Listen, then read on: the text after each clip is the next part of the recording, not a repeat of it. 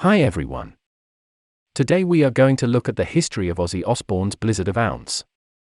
42 years on from its release, we revisit the first-hand accounts of Ozzy's debut album. This has been voiced by my very good friend Pooh Ninja.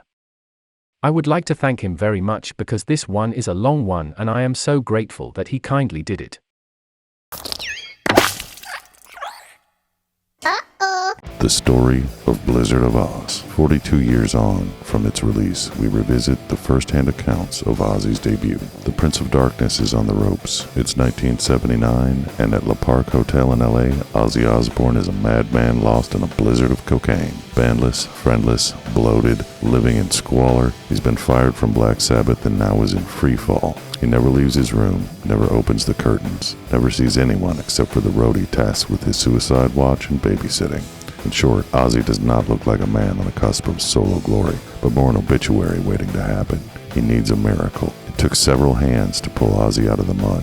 First, the singer credits the tough love of Sharon Arden, soon to be Osbourne, daughter of the ball-busting Sabbath manager Don Arden.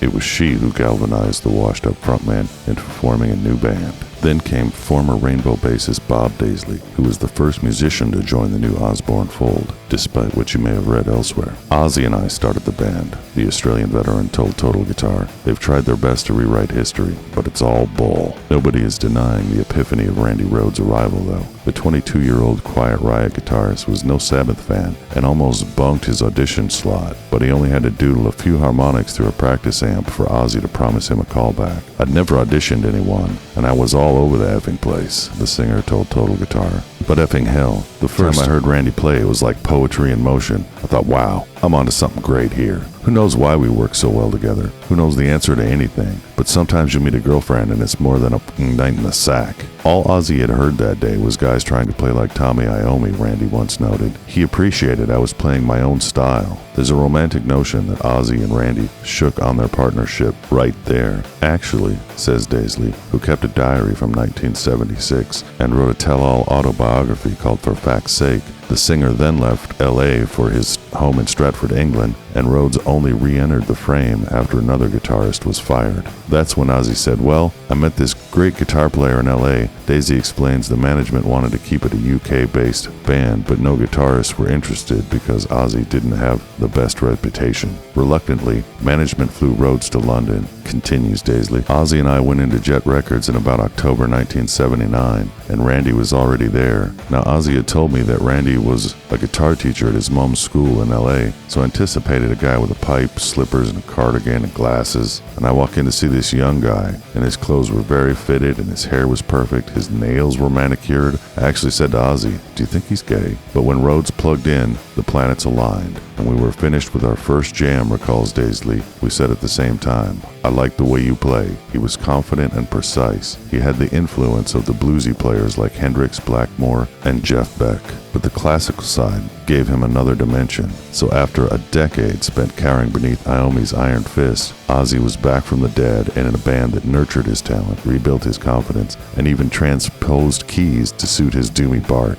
In Sabbath, Ozzy says, I'd have to put my vocals on whatever key the song was in, and sometimes I couldn't reproduce it on stage. But Randy was like, come on, maybe you should try it in this key. It really was a band, agrees Daisley. We were meant to come together. We fed off each other. The music side was more me and Randy. We'd sit on chairs opposite each other, playing instruments and putting songs together. I wrote the lyrics. Ozzy was very good at all the vocal melodies. The first songs we wrote together were Goodbye to Romance, I Don't Know, and Crazy Train. That signature riff for Crazy Train in F-sharp minor was Randy's. Then I wrote a part for him to solo over, and Ozzy had the vocal melody. The title came because Randy had this effect, making a sort of psychedelic chugging sound through his amp. Randy and I were both train buffs and collected model trains.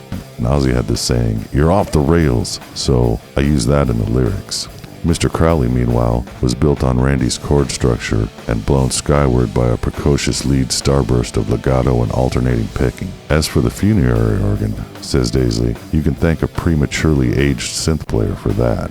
It was about Aleister Crowley, which was Ozzy's idea, but that little intro came from a keyboard player who was sent down by management, later recorded by current Deep Purple keysman Don Airey. Ozzy and I called him Grecian 2000, which was an over-the-counter hair treatment because he had gray hair. When drummer Leigh came on board, the band was complete, and in March 1980, the Ridge Farm Studios in Surrey trembled as the Blizzard of Ozz crew rolled in. Ozzy's dwindling fortune only stretched to a 4-week booking, and he wasn't wasting any time. He'd start out pretty straight and sober. He'd probably take a bottle of scotch in there with him, engineer Max Norman said during an interview with KNAC. He'd be nipping away at the bottle of scotch while we were doing a song. If he wanted to take a pee, he'd just take it right there in the middle of the floor. Ozzy would go over the top, confirms Daisley, with both albums for different reasons. Blizzard he was getting over being fired from Black Sabbath. He told me it felt like a divorce, having doubts about the future of his career because stuff we were doing was almost considered old hat or dinosaur. He was the one who drank the most, smoked the most pot. I think Randy did coke a few times, but he wasn't really one for drugs. Sometimes we'd smoke pot in the studio and have a joint and work out a few parts for a new song.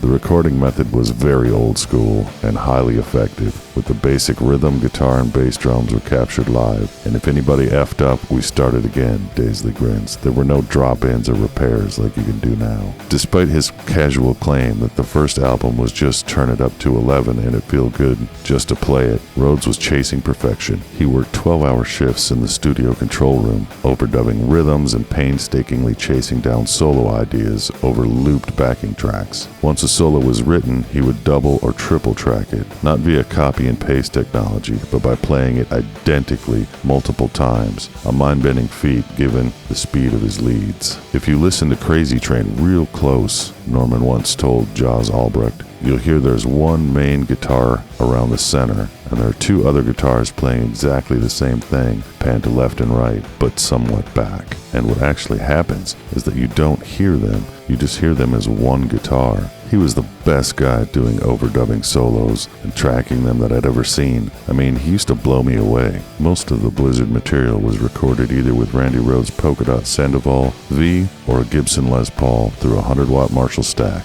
But membership in Ozzy's band hadn't killed Randy's classical spark, and these tools of the metal trade were downed for a 50-second conservatory instrumental, D, which provides a breather amid the headbangers. To create it, Rhoads worked alone in the studio late at night, miking his Martin with an AKG 451 and doubling the part on a classical guitar. For guitarists, this rounds off a Desert Island album. Blizzard of Ozz was undeniably great. Unleashed in September of 1980, it hit the metal scene like a wrecking ball and flicked two fingers at the flailing Sabbath and provided the year's hottest set list when the band took it on the road. I remember we were in a hotel in Canada and there was a classical piano player Ozzy recalls of touring. Randy just said, "Do you mind if I join you?" I'm thinking, what the f*** is he doing now? Randy got his little pig nose amp and a Les Paul out of his room and starts playing classical. The guy was really impressed. But then Randy starts throwing rock and roll shapes in. It was hilarious. Not everyone was laughing though, says Daisley. By this point, what had started out as a band was being repackaged as Ozzy's solo project, which was confirmed when the album arrived back from the pressing plant. Originally, the band was called the Blizzard of Ozz. We'd all agreed to that, including Ozzy and the label. It wasn't the Ozzy Osbourne solo record. That's absolute wicks. We'd said to the company, we don't mind if you put something like featuring the voice of Black Sabbath, but when they put the record out, and in smaller writing, it said Blizzard of Ozz, and in bigger writing, Ozzy Osbourne, which made it look like an Ozzy solo record called Blizzard of Ozz, so we were double-crossed. Despite growing friction, the lineup was still able to pump out the classics when the label pushed for a follow-up. After we came off the road, said Daisley, we started writing for Diary of a Madman.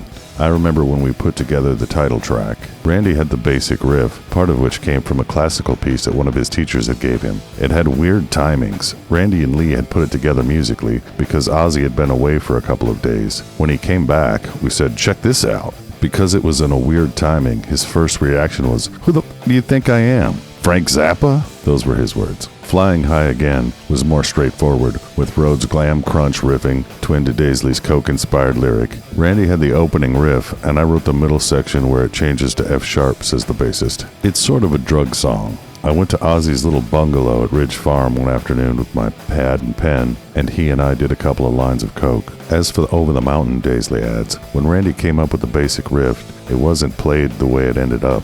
I think he played it in fourths, or maybe eighths, and I said, play it with 16ths, and he did. With the US tour booked, the label only allowed the band 6 weeks at Ridge Farm, based on interview testimony that didn't seem like enough for Rhodes. The material came out shining, but I was at a bit of a loss for licks and what to do on it, he once noted. I really cringe about some of the songs. I never got to put a solo on Little Dolls. The one that's there is just a guide solo. Likewise, he shrugged off the lead on Over the Mountain, a thrill ride of pull-offs and vibrato. The first lick in that section is in E minor, he said. The next break is just a series of real quick double pull-offs to open strings with the whammy bar dive added at the end. That's all there is to it. The rest is just, noise. Nevertheless, everyone agrees that Roids had blossomed. I'm going to leave that nugget in for you. You can edit that one out. Nevertheless, everyone else agreed that Rhodes had blossomed between the two albums, and heard in hindsight his diary parts do seem to be more visionary and ambitious. From the swells and sector flicks of the rock and roll ballad Tonight to the seismic brutality of Believer. The album's frequent drop tunings to E-flat, Rhodes reflected, was a happy accident. The tuner we had was all miscalibrated and began to sound like it just gives it a meaner sound overall. Meaner, leaner, more sophisticated. Diary of a Madman was arguably the stronger of the two albums. It seemed like a tantalizing hint at what the lineup would do next, but it turned out to be a maddening full stop. It should be noted that the sacking of Daisley and Kerslake in '81 remains contentious, with multiple versions of events pinballing around the press. Daisley would return for 1983's Bark at the Moon, this time flanked by Jake Ylle on guitar. Tragically, Rhodes had died at an accident on March 19, 1982. After accepting a ride in a light aircraft during a tour bus stop off in Leesburg, Florida. The plane clipped a wing on the band's tour bus and spun into the house, which killed all aboard. Talking to you now in my head, I can see the accident again, says Ozzy. It never leaves you. Having children of my own, that's got to be a parent's worst nightmare. When a kid dies before them, it breaks my heart.